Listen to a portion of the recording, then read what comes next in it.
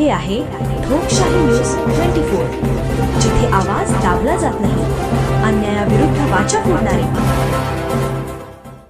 नेवासा तालुक्यातील प्रवरा संगम येथे नदीपात्रात मृतदेह, पोलीस तपास सुरू. नेवासा तालुक्यातील प्रवरा संगम येथील नदीपात्रात आज सकाळी सुमारे 9च्या सुमारास एक मृतदेह आढळून आल्याने परिसरात उलटसुलट चर्चा सुरू झाली आहे.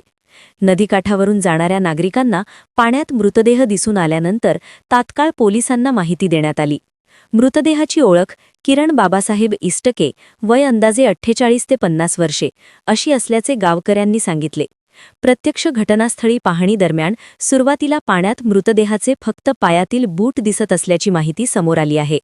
या घटनेची माहिती मिळताच नेवासा पोलिसांनी घटनास्थळी धाव घेत पंचनामा केला असून मृत्यूचे नेमके कारण अद्याप स्पष्ट झालेले नाही. मृत्यू अपघाती आहे की अन्य काही कारणामुळे झाला आहे याचा तपास नेवासा पोलीस करीत आहेत.